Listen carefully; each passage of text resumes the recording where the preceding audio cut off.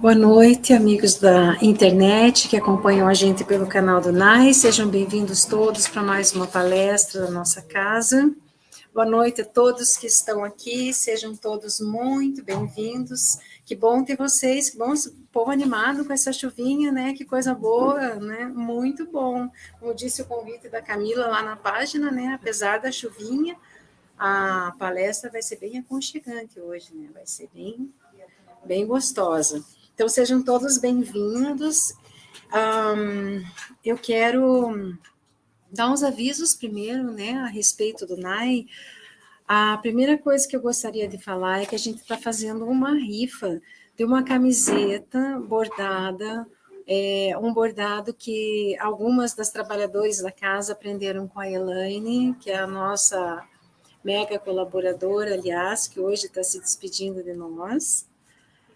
Com outros projetos, né, Nani? Uma nova fase, novos trabalhos aí pela frente. Então, essa rifa é uma cesta, tem a camiseta bordada do NAI, com o embleminha do NAI, que está aqui na frente, e tem mais alguns outros mimozinhos, assim, tipo shampoozinhos, sabonetinhos.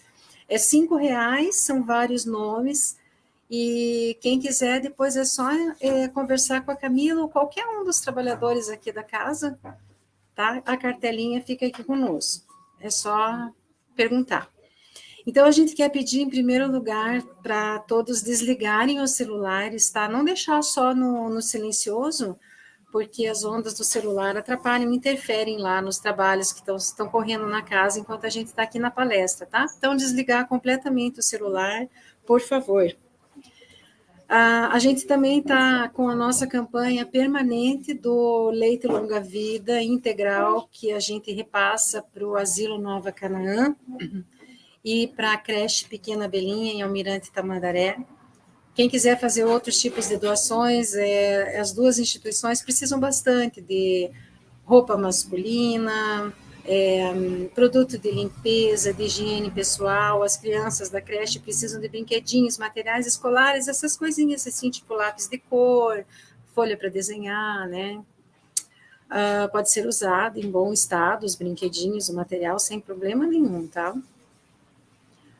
O NAI também tem aqui atrás uma livraria com livros espíritas, né, obviamente, com preços abaixo do que é nas livrarias, e tem uma biblioteca que a gente empresta livros assim completamente sem burocracia, tá? Só chegar e pegar emprestado. Tem um acervo bem bacana lá de livros espíritas. Os nossos trabalhos são às segundas-feiras com o grupo de autoconhecimento da Joana de Ângeles, Conhece-te a ti mesmo. Terças-feiras nós temos o estudo básico da doutrina espírita. Quem quiser participar é só conversar com qualquer um dos trabalhadores.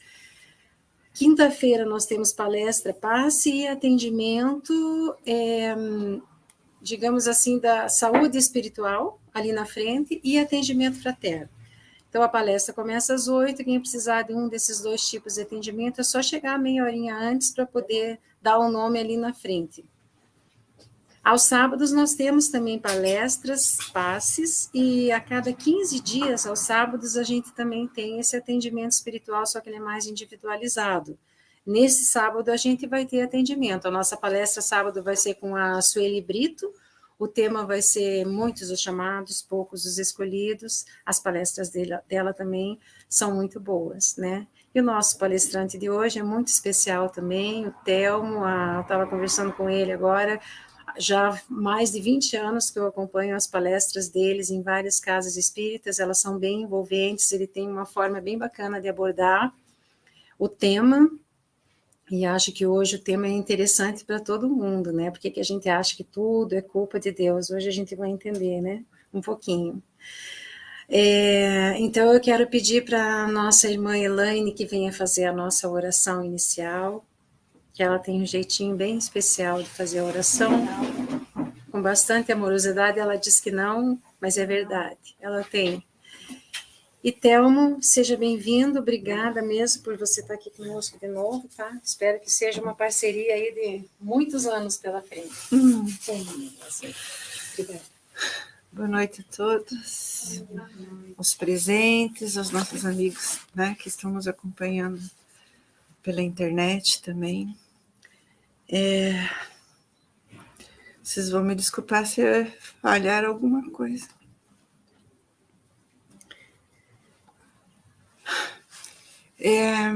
Depois de uns 12 anos, mais ou menos, que eu frequento essa casa, hoje é uma noite assim, bem especial para a gente.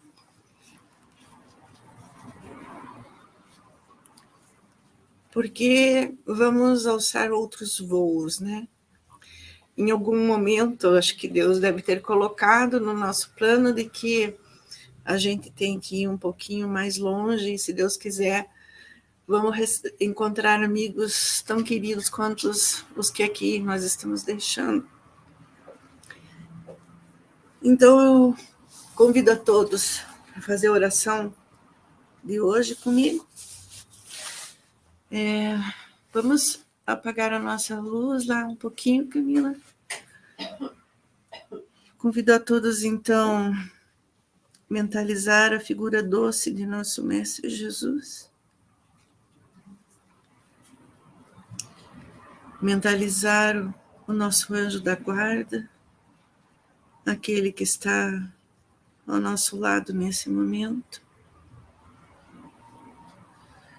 E agradecer com nosso coração repleto de amor por podermos estar reunidos aqui em nome de Jesus, sendo recebido por essa casa tão amorosa, por essa equipe espiritual que nos acolhe sempre com os braços abertos, seja o defeito que a gente tenha, né? Ou o pecado que a gente tenha, como alguns dizem, as nossas dificuldades, sempre nos acolhendo, como se estivéssemos no colo de Jesus. Vamos respirar profundamente e agradecer por essa noite abençoada, por todo esse acolhimento e por todo atendimento que vamos ter durante essa noite. Jesus, a nossa única palavra é gratidão. Gratidão por tudo. Gratidão por sempre estar relevando os nossos erros, nos fortalecendo nessa fé, nessa esperança de dias melhores, que a gente possa realmente progredir nesse sentido. E assim, com o nosso coração cheio de amor e de gratidão, pedimos autorização aos amigos dessa casa para iniciarmos os trabalhos dessa noite, coração que o nosso Mestre nos ensinou. Pai nosso que estais no céu, santificado seja o vosso nome. Venha a nós o vosso reino, seja feita a vossa vontade, assim na terra como nos céus. O pão nosso de cada dia nos dai hoje. Perdoai as nossas dívidas, assim como nós perdoamos os nossos devedores. E não nos deixeis cair em tentação, mas livrai-nos de todos os males, porque teu reino, o poder e a glória para sempre. Que assim seja. Sejam todos bem-vindos. Vamos apreciar, então, essa palestra abençoada no nosso... Na frente, Marcinho. Por favor. Obrigada, viu?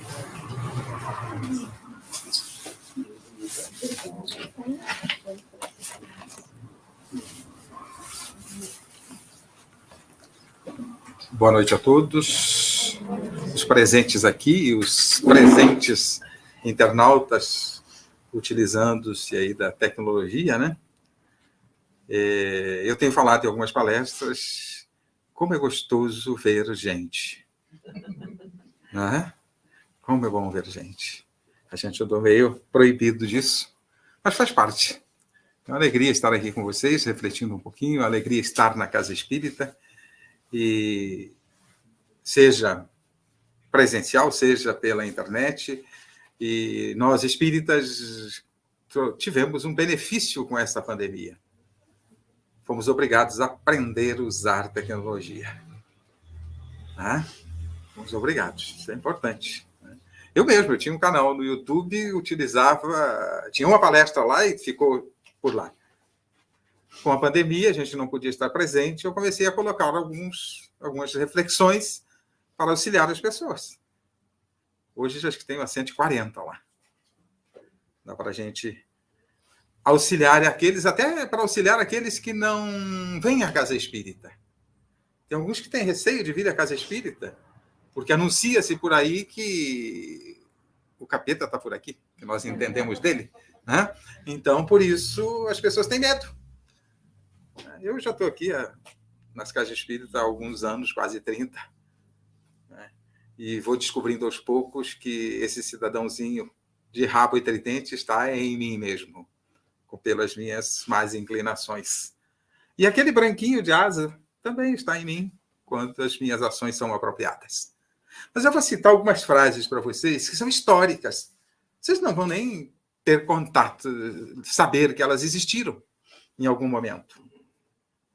Porque elas são palavras e frases, colocações anteriores a 2000 anos. Por exemplo, Deus não é justo. Eu não merecia isto. Deus não existe. Nós nem temos mais contato com essas colocações, porque elas não existem mais, né? Elas só antes da vinda do Cristo. É isso?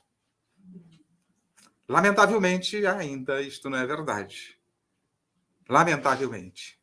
Porque o Cristo veio nos trazer as lições necessárias, servir de modelo e guia para a humanidade, e resposta à pergunta 625 de O Livro dos Espíritos, mostrando que a resposta mais curta do Livro dos Espíritos, a pergunta formulada por Kardec, sobre qual o ser maior que Deus colocou na Terra para servir de modelo e guia. E nós seguimos quem? Quem nós seguimos? Às vezes eu fico na dúvida, quantas pessoas são modelos para a gente? E o maior modelo de todos, muitas vezes, não serve de modelo. Não é utilizado. Ele serve, ele só não é utilizado. Mesmo por aqueles que frequentam, muitas vezes, as casas religiosas. Porque, muitas vezes, estamos presentes nas casas religiosas, mas não nos comprometemos com a tarefa.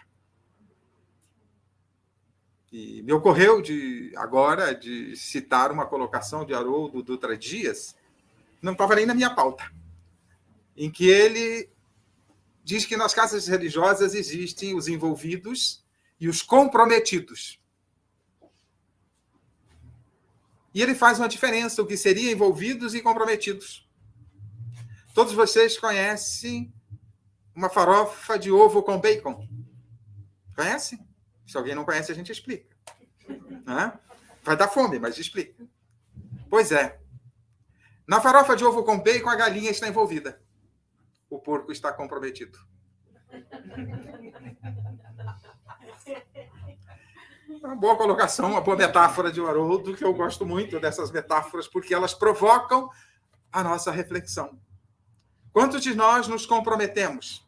Envolvidos todos estamos, seja aqui, seja através da internet, seja nas redes sociais.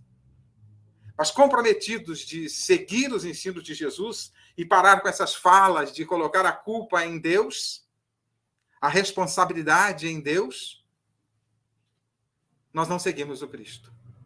Nós não seguimos nem estes que estão mais próximos de nós. Se você pensar, dá uma olhadinha, eu tive um trabalho algum tempo atrás, agora não sei como é que estão os números, de olhar na internet e verificar Haroldo Dutra Dias, sei lá, 500 mil seguidores, com mensagens maravilhosas. Alberto Almeida, Divaldo Pereira Franco, 600, 500, 150 mil visualizações. Aí você olha estas pessoas que se dizem influenciadores. 15 milhões de seguidores. 10, 15 milhões de visualizações. Aí você olha o conteúdo, não chega aos pés do que nos trazem Haroldo, Alberto Almeida, Divaldo Pereira Franco. Por quê? Porque nós temos dificuldades de exercitar o trabalho de pensar.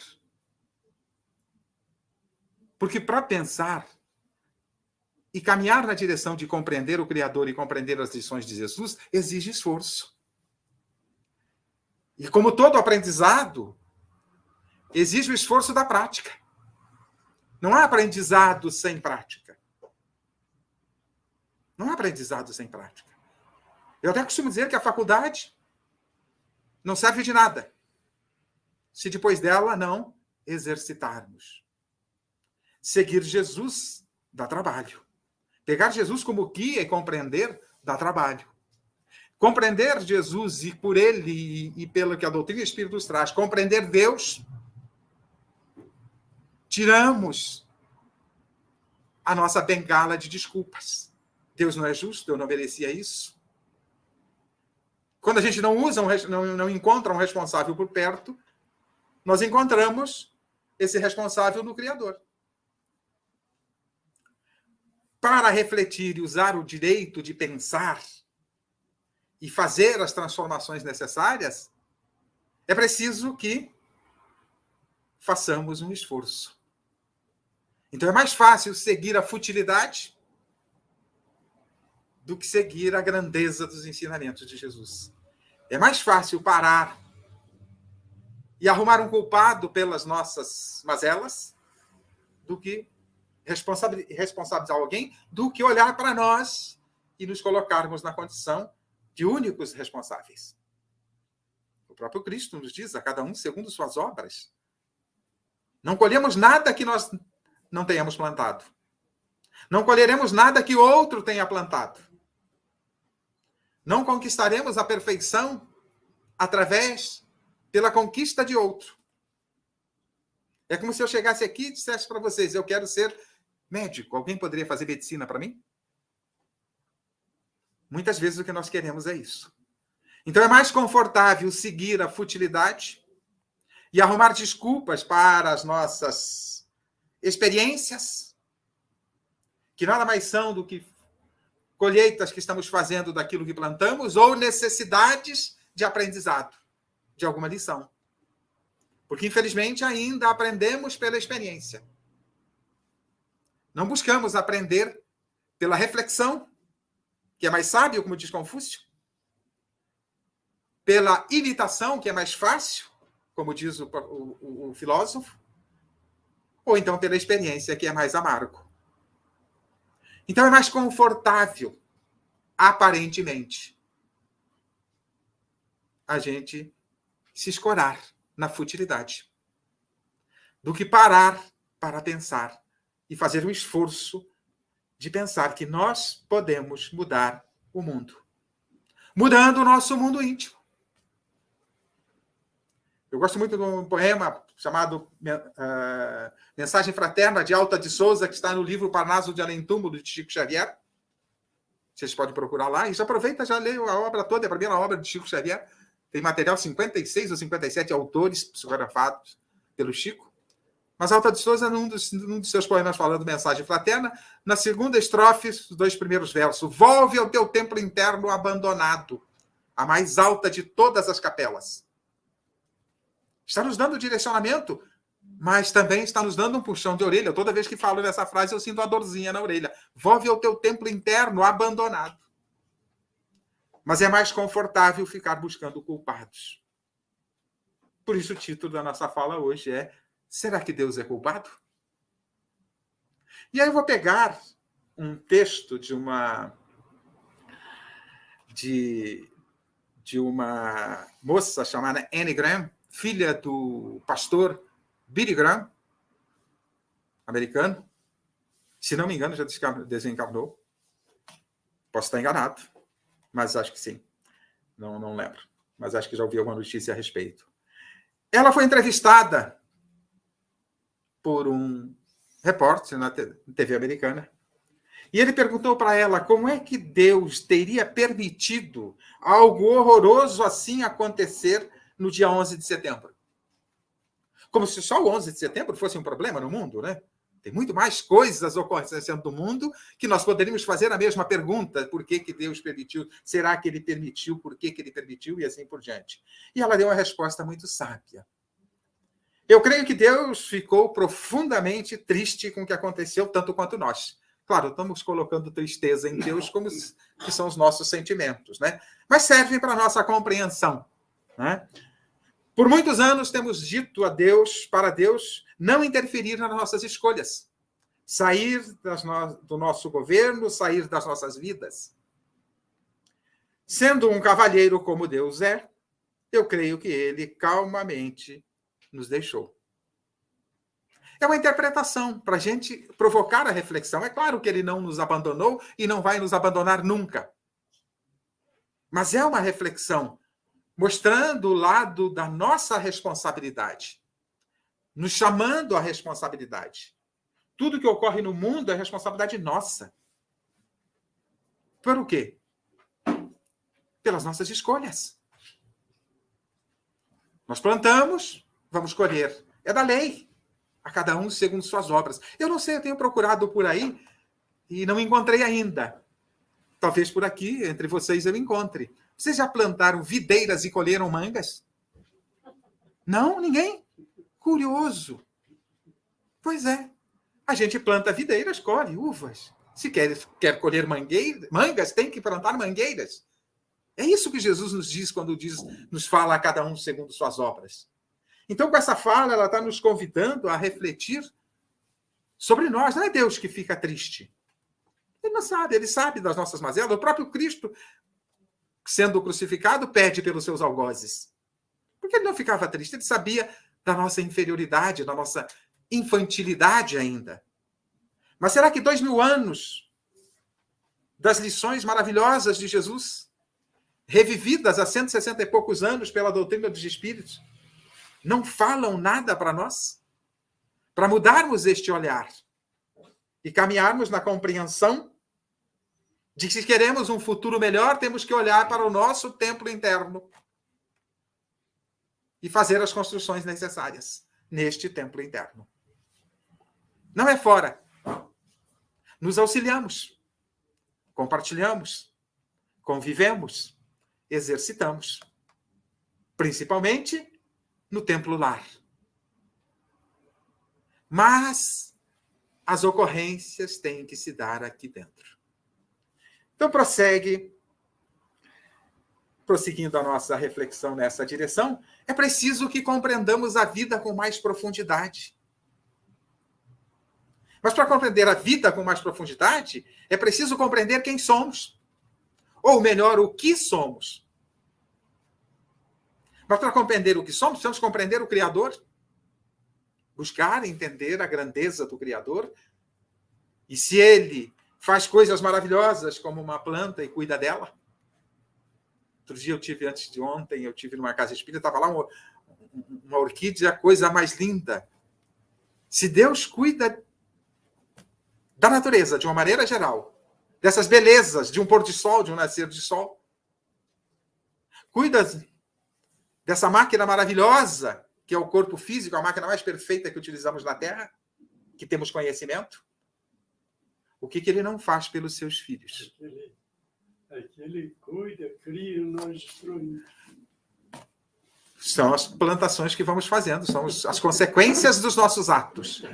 Então, o que ele não faria pelos seus filhos? O que ele não faz pelos seus filhos? Por nós. E essa compreensão precisamos aprofundar. Porque aí, aprofundando, nós vamos compreender que somos filhos de Deus, temos a sua genética, somos semelhantes a ele. Não é fisicamente, não. É em espírito. Somos semelhantes a ele. E somos cuidados por ele. Ele oferece os recursos para o nosso progresso. É tanto que nos ofereceu há 2000 anos seu filho, um dos mais velhos, vamos colocar assim, um dos mais sábios, para trazer as lições necessárias ao nosso progresso. São cuidados que ele tem conosco. Será que dá para pormos a culpa em Deus? Será que ele é o responsável? Será que olhamos de vez em quando para a lei divina, que, à medida que vamos evoluindo, vai sendo grafada na nossa consciência? Resposta à pergunta 621 do Livro dos Espíritos. Onde está escrita a lei de Deus? Na consciência. Damos ouvidos à nossa consciência diante dos nossos atos? Pensamos nas consequências? Tudo me é lícito, mas nem tudo me convém, diz Paulo de Tarso. Quando ele fala nem tudo me convém, ele está fazendo um convite para que a gente analise as consequências e tome as decisões a partir das consequências. Mas é mais fácil tomar decisões guiados por cegos, por fúteis. É mais fácil seguir o ímpeto, a correnteza, do que parar para pensar e fazer uso dos recursos que temos. Prossegue Anne Graham. À vista de tantos acontecimentos recentes, ataques dos terroristas, tiroteios nas escolas, etc., eu creio que tudo começou desde que Madeleine Murray O'Hara, que foi assassinada, se queixou de que era impróprio se fazer oração nas escolas. Nas escolas americanas, como se fazia tradicionalmente, e nós concordamos com a sua opinião. Depois disso, alguém disse que seria melhor também não ler mais a Bíblia nas escolas. E nós concordamos. A Bíblia que nos ensina que não devemos matar, roubar, que devemos amar o nosso próximo como a nós mesmos, e nós concordamos com este alguém. Logo depois, o Dr.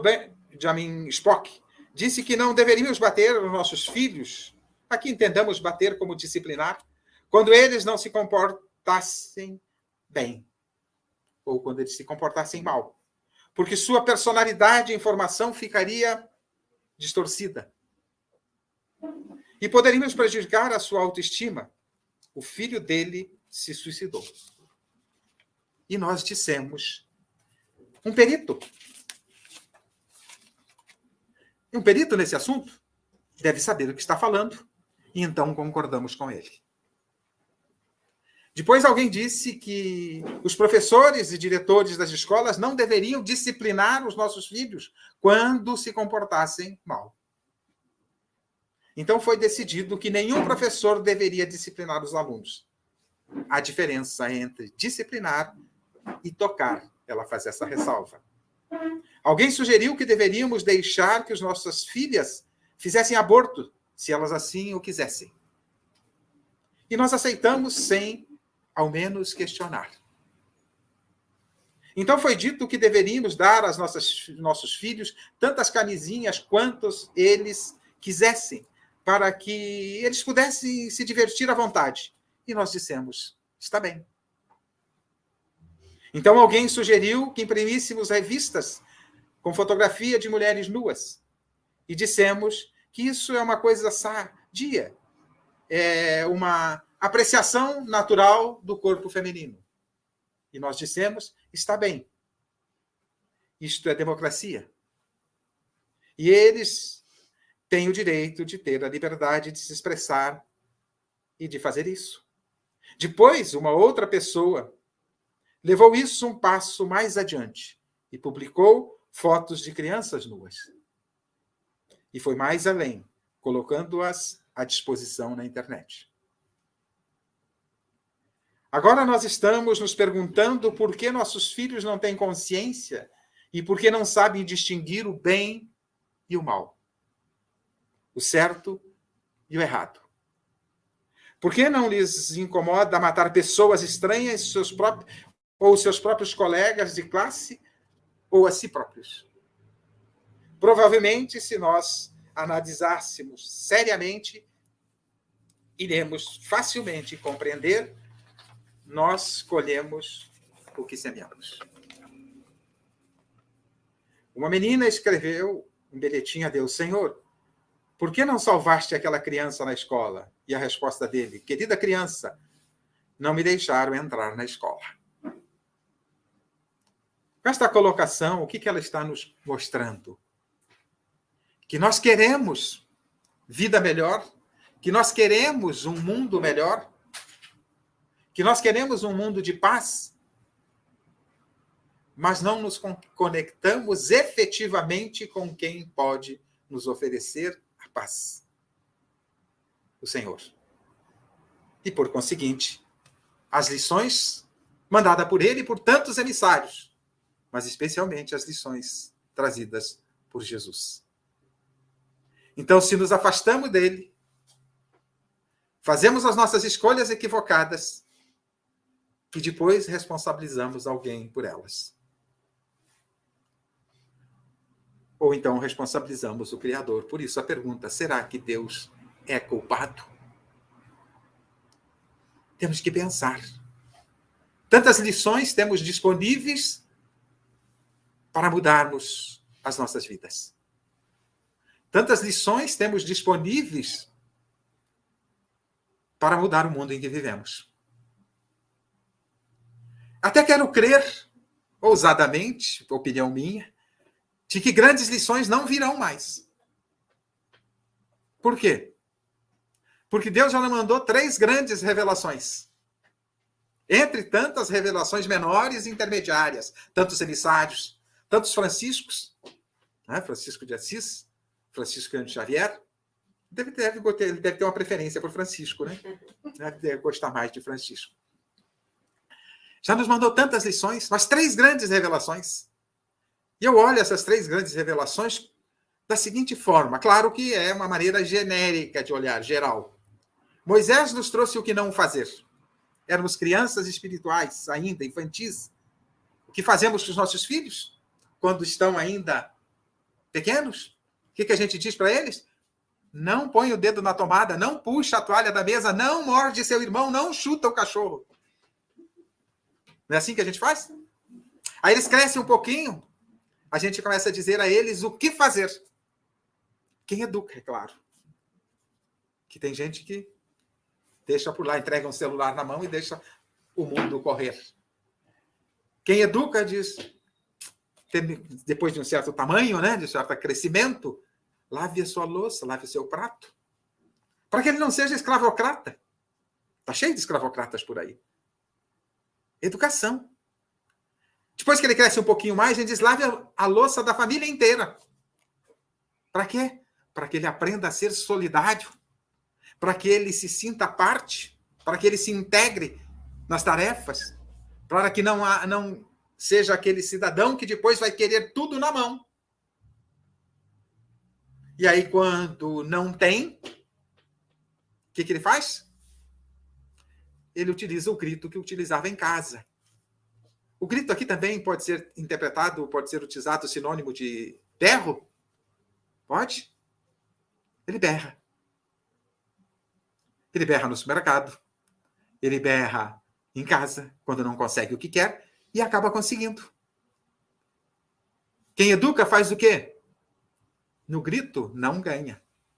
Que o seu sim seja sim, que o seu não seja não.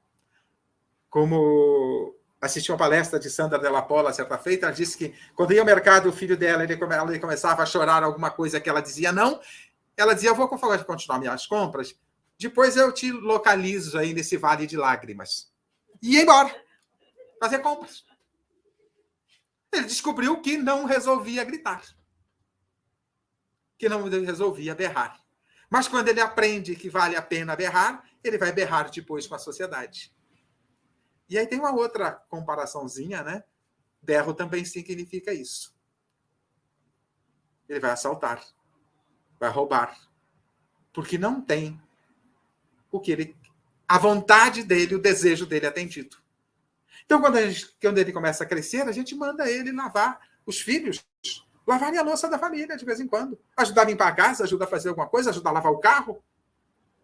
Ah, mas lavar o carro é seu, claro, mas você vai para a escola no meu carro. Não é isso? Então, preparar. E o preparo começa dentro de casa. O trabalho todo deve ocorrer no lar. Não é à toa que Deus nos põe numa escola chamada Terra. E como toda escola... Eu moro em Campo Largo. Lá todas as escolas têm sala de aula. Aqui também? Tem sala de aula? Curioso.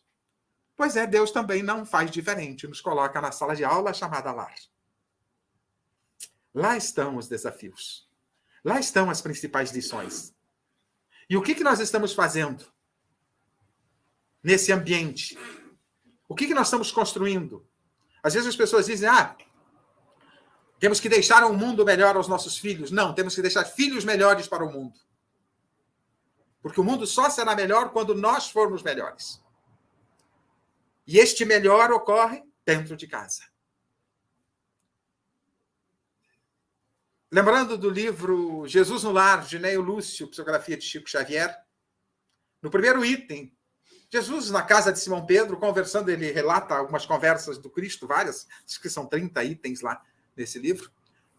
Algumas conversas do Cristo com seus discípulos e com aqueles que estavam presentes, especialmente no lar de Simão Pedro, onde Jesus frequentemente fazia encontros e hospedava-se. E falava-se de paz e de harmonia entre os discípulos, conversavam.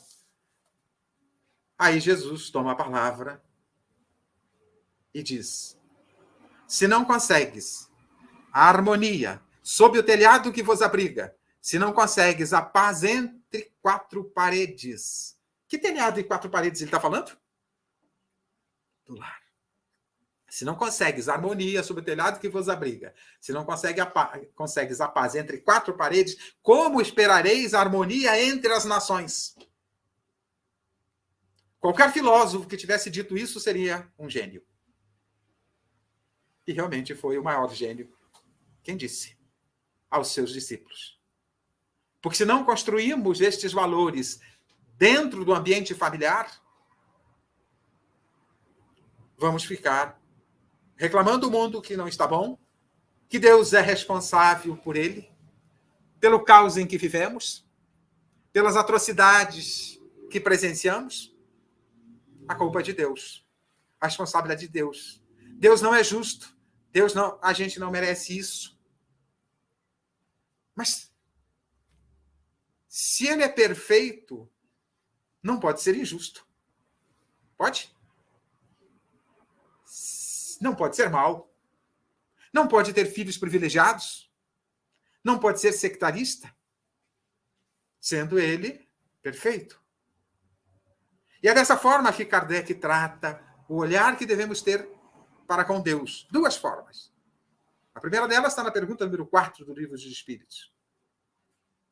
Como podemos encontrar o saber da existência de Deus? Através de um axioma da vossa própria ciência.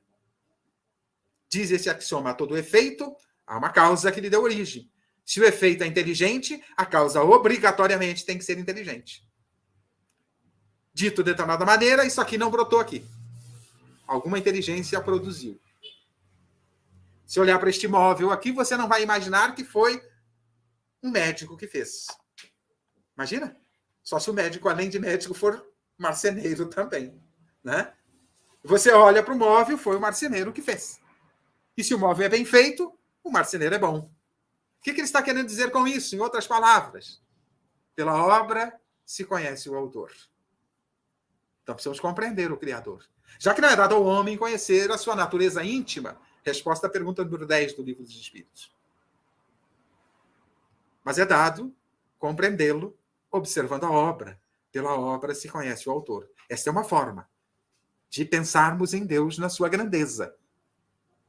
Mas precisamos, já que temos que caminhar na direção da perfeição divina, como propõe Jesus, sede perfeitos como Deus o é, como vosso Pai o é, temos que saber quais são os atributos desta perfeição divina. E aí, Jesus nos fala que Deus é Pai. E Pai, via de regra, cuida e investe em seus filhos. É isso ou não? Nós fazemos isso, Deus não. Deus, que é perfeito, não faz isso. Não, ele cuida e investe nos seus filhos. Oferece os recursos. Nós, os pais, colocamos nossos filhos na escola para aprender, adquirir algum conhecimento, de ciência principalmente. Mas também aprender algum conhecimento de convivência, de sentimentos, de conviver além do ambiente familiar. Então, ele oferece os recursos. Deus não faz diferente, nos coloca na escola. Estamos numa escola. A Terra é uma escola. E a sala de aula é o lar. Mas ele oferece os recursos, portanto, necessários para o nosso desenvolvimento. Para que caminhemos na sua direção. Conquistemos a perfeição. Claro que é uma perfeição relativa, porque não seria uma perfeição absoluta. Porque absoluto, só Deus. Certa feita eu falei isso, um senhor pediu a palavra e disse, agora você me atrapalhou a vida, porque eu estava sonhando em ser Deus. Aí eu respondi para ele que sim, o senhor será Deus, num tempo infinito. Por quê? Porque a busca é longa, para chegar à perfeição divina. Então, pela obra, reconhecemos a grandeza do autor. Mas pelos atributos, conhecemos quais são os atributos que devemos nós buscar na direção da perfeição.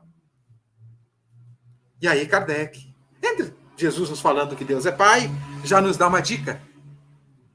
Mas Kardec, no livro A Gênese, capítulo 2, ele fala dos atributos da divindade. Exercitando o que Kardec exercitou muito bem, utilizou muito bem, o exercício da razão, do direito de pensar. Por isso eu falei há pouco, precisamos exercitar o direito de pensar. E eu até posso dizer, nem é um direito, é uma obrigação pensar. E como é que ele nos convida, já que não é dado ao homem conhecer a natureza íntima de Deus, como ele nos convida, pela razão, a conhecermos os atributos da divindade? No capítulo 2 da obra Gênese. Na Gênese, ele fala pela obra, nos fala do autor, nos fala de Deus. Toda a Gênese nos fala de Deus, pela obra. Mas no capítulo 2, ele fala dos atributos da divindade. Nos seguintes termos: se Deus cometer um ato de injustiça, não será mais Deus. Porque outro ser que não cometa este ato de justiça, este seria Deus. O que ele está querendo nos mostrar? Que Deus deve ser justo em absoluto. O mesmo raciocínio para a bondade, para a misericórdia. E é por conta da misericórdia divina que nós recebemos tanto do Pai. Muitas vezes eu ouço as pessoas dizendo, se eu merecer, eu vou ganhar tal coisa de Deus, ou receber tal bênção. Perante Deus, eu jamais terei mérito. Só débitos. Por quê? Porque ele me deu o tesouro principal. O maior deles, a existência. O resto é por minha conta. Com o auxílio dele, é claro. Pelos emissários que ele manda. Então, Kardec, pela razão, raciocinando, ele nos convida a conhecer os atributos de Deus. Deus é bom ao infinito. Deus é misericordioso ao infinito. Deus, e somando todos esses atributos da divindade, numa única palavra, Deus é amor. Como nos diz João no seu evangelho. Deus é amor. E Paulo vai mais além. O amor de Deus derrama-se sobre nós. Mas por que ainda com tudo isso, sendo filhos de Deus, eu até digo mais, somos um investimento de Deus, falando em economia, nós somos um investimento de Deus. O que nos falta? Convicção. Usar o direito de pensar, e até a obrigação de pensar, e buscar compreender o que podemos esperar de Deus. O que vamos receber de Deus. O que ele pode fazer por nós. Será que ele pode ser culpado pelas nossas mazelas? Pelas nossas dores? Não. A responsabilidade é nossa.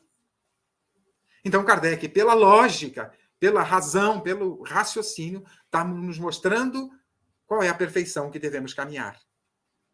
Exercitar os atributos do amor. E para isso ele mandou as lições necessárias. Nos mandou Moisés com o que não fazer. Quando passamos a dizer aos nossos filhos o que fazer, estamos utilizando o que Deus utilizou, mandou Jesus, que nos diz o que devemos fazer. Deveria ser suficiente. Tudo o que precisamos está no Evangelho. Mas era preciso um outro consolador. E aí veio a doutrina dos Espíritos, a terceira grande revelação, nos trazendo como e por que fazer. O que não fazer, o que fazer, como fazer e por que fazer, falta o quê? Só o fazer. Só o fazer. E para a gente caminhar para o encerramento, o próprio Cristo nos diz isso. Ele já nos diz, a cada um segundo suas obras, já está nos dizendo isto. Mas ele também diz, bem-aventurados, se souberdes dessas coisas, bem-aventurados sois se as fizerdes. Está em João, não lembro o capítulo, nem versículo, não decorei a Bíblia ainda. Talvez um dia. Então, se sabeis destas coisas, bem-aventurados sois se as fizerdes. O que ele está nos convidando? Que sejamos comprometidos, não apenas envolvidos. Porque quando somos envolvidos, nós, ora estamos aqui, ora estamos lá. Acendemos uma vela para o santo, outra para o capeta. Os comprometidos envolvem-se, assumem responsabilidade, não buscam culpados. Não há culpados. Há responsáveis por cada uma das nossas questões, cada um é responsável. Não há terceiros responsáveis. Que possamos adquirir esta consciência e pararmos de achar que Deus é culpado. Pararmos de achar que Deus não é justo, que a gente não merecia. Recebemos o que merecemos e o que precisamos. Porque ainda, sabendo dessas coisas, só a doutrina espírita já tem 160 anos, mais. Sabendo destas coisas, ainda não fazemos. O que nos falta? Fazer. Parar de arrumar, de terceirizar as nossas responsabilidades e buscar fazer, colocar em prática o que já sabemos. E eu disse, para complementar então, que não creio que venha novas grandes revelações, porque o próprio Espírito de Verdade, ou Cristo, na figura do Espírito de Verdade, capítulo 6 do Evangelho segundo o Espiritismo, vai nos dizer: Deus dirige aos vossos corações, através do Espiritismo, um supremo apelo. Escutai-o. Se é o supremo apelo, depois de tantos apelos dirigidos aos nossos corações, através do Espiritismo, um supremo apelo. Escutai-o. Se é o supremo, provavelmente não venha mais. Já temos tudo o que precisamos. O que falta, sabendo dessas coisas, fazer. Vocês deram azar em ser espíritas. Porque a quem muito foi dado, muito mais será cobrado. Agradeço a Deus a oportunidade de refletir com vocês, a casa pelo convite, e a vocês pela paciência de me ouvirem. Muito obrigado. Que Deus os abençoe a todos, aos internautas também que nos acompanharam, a nossa gratidão. Que Deus os abençoe a todos. Muito obrigado. Você pode fazer a prece de encerramento para nós? Claro. Como essa situação nossa. Sem problema, é um prazer, é uma alegria fazer uma prece. Né? Então vamos aproveitar as energias maravilhosas desse ambiente, reconhecendo a grandeza do nosso Pai pela obra que diuturnamente presenciamos, e dizer a Ele da nossa gratidão. Gratidão por tudo e por tanto que recebemos por conta do seu amor e misericórdia. Gratidão por todas as oportunidades. Hoje, especialmente por esta oportunidade de estarmos aqui reunidos. Mas agradecermos a Ele por ter nos enviado Jesus, mestre, modelo e guia de nossas vidas. A Ti, querido amigo Jesus, a nossa gratidão. Gratidão também a todos os espíritos de luz, mentores, os mais variados, que te auxiliam nessa tarefa de elevar a humanidade a Deus. Mas a ti especialmente a nossa gratidão por teres estado no corpo físico conosco há 2000 anos, trazendo as lições do teu Evangelho.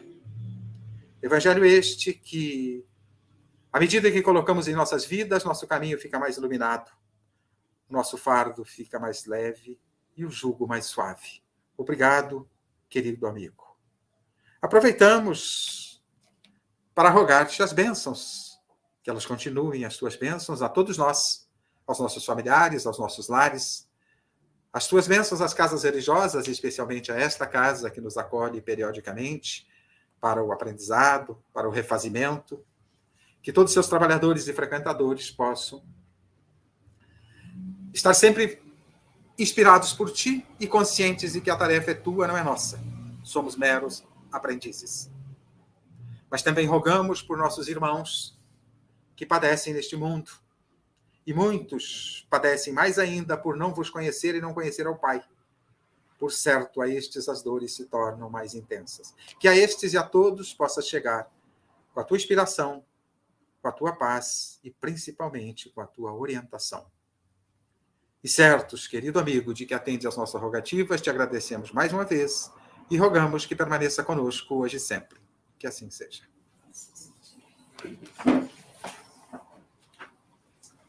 Muito obrigado. Preciso do emprego. Nós estamos precisando muito.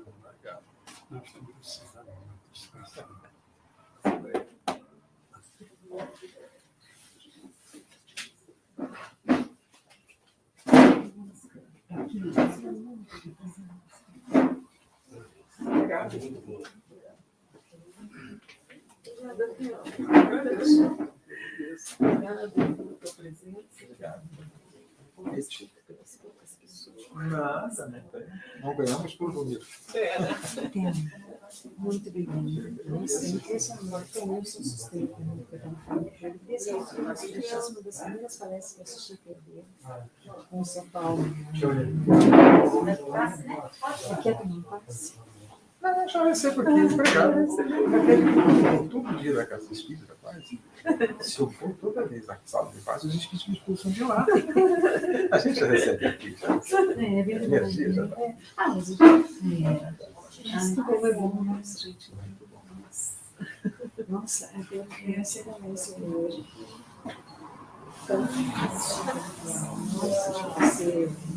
Nossa, essas frases de efeito aí que você coloca são muito boas, algumas coisas que já estão repetidas. Que é o que a gente mais escuta das pessoas falando só por Deus, mas só por Ele. Você fala de jeito também, né? Porque se for só por Ele, eu tenho pessoas não acreditam. Hoje eu atendi uma garotinha lá que ela estava estudando camporismo. E daí ela contando, a família toda espírita, né? Os filhos não vivem no canal. Ela tem 10 anos. Então, sabe, a mãe está falando assim que a pessoa está tão pesada que na escola, diz que agora assim, as coleguinhas estão chegando e falando assim, qual que é a tua opção sexual? Porque agora, eu acho que elas nem sabem como mas agora elas estão assim, querendo experimentar menina com menino, elas querem provar os dois lados. Olha o que está acontecendo com 10, 11, 12, 13 tá, mas assim, digamos, por que Deus permite isso? O que falaria essa pastora? Por que está acontecendo isso? O que a gente tem que aprender? Por isso que alguns a gente tem que aprender. Senão a gente não está vivendo esse momento. Que nós abandonamos. Tem um provérbio oriental que diz o seguinte: tempos difíceis fazem homens fortes. Homens fortes fazem tempos fáceis. Tempos fáceis fazem homens fortes. Homens fortes fazem coisas difíceis. Então a gente está andando nesse ciclo. Exatamente. E assim, ó, e não voltamos assim, né? A minha filha está fazendo faculdade agora na Universidade dos Humanos. E eu gostei da faculdade desde o começo, né? Então, eles fizeram umas coisas diferentes. Chamaram os pais, a faculdade faz isso, né? Chamaram os pais para o café da manhã. Aí nós fomos, essa universidade ela é forte em Maringá, né? Daí está com campus em Ponta Grossa, em Londrina. E agora eles estão em Curitiba, né? Eles já formaram uma turma, né? Então ela vai ser da quarta turma, né? Aí, o que eles fizeram? O reitor, que mora em Maringá, eles fizeram transmissão ao vivo para todas as unidades, e todas as unidades estavam com os pais, presente e tal. E daí ele começou a dizer o que eles estão fazendo, qual que é a política da faculdade, né? O que eles são comprometidos. Eles compram os bares que tem em volta da faculdade e fecham para os alunos não irem para... Esses estão comprometidos. Esses estão comprometidos. E ele falando, mas eu gostei desse reitor. Daí ele disse que havia muita depredação, principalmente no banheiro, né? Pichação e tal. Porque você falou de não colocar Deus, né, dentro da escola. E ele pegou e falou assim, então agora eu coloco os provérbios da Bíblia no banheiro. Eu falei, nossa, que coisa. Você acredita que eles fizeram um outro encontro com os pais? E eu fui ao banheiro, eu fotografei dentro do banheiro, nas portas, assim por dentro, tem tarjinhas com vários provérbios em cada porta de banheiro. Então o aluno chega e tem que meditar, sabe? Eu falei, nossa, que revolução, né? Esse está comprometido. Mas veja bem, assim, o mal, quando ele entra num determinado patamar, ele acaba provocando as mudanças. Sim. A gente fica indignado. Né? E a gente ficando indignado vai querer mudar. Então essas coisas ocorrem para que a gente... Né? Vão ter consequências? Vão ter consequências. Mas a gente vai ter que começar a refletir na educação, né? O que estamos fazendo com os nossos filhos. Eu ouvia na década de 70 um programa de televisão, não lembro qual, psicólogos falando que não deveríamos comparar nossos filhos porque traumatizam. Eu digo, a gente não traumatiza eles traumatizam a sociedade depois. E é o que nós estamos vivendo. Essa é a verdade. Isso vai ter que mudar. Cedo ou tarde. Isso vai ter que mudar. A gente vai ter que voltar, né? Vai ter que voltar. Aos valores, à educação. Tudo que a gente adquiriu com essa experiência, a gente vai ter que voltar para que ela carregando isso para saber que... Exatamente. Então, assim, realmente tudo é culpa de Deus mesmo, né? Alguém tem que ser responsabilizado, né? É mais fácil, né? É mais fácil. A responsabilidade de terceiros.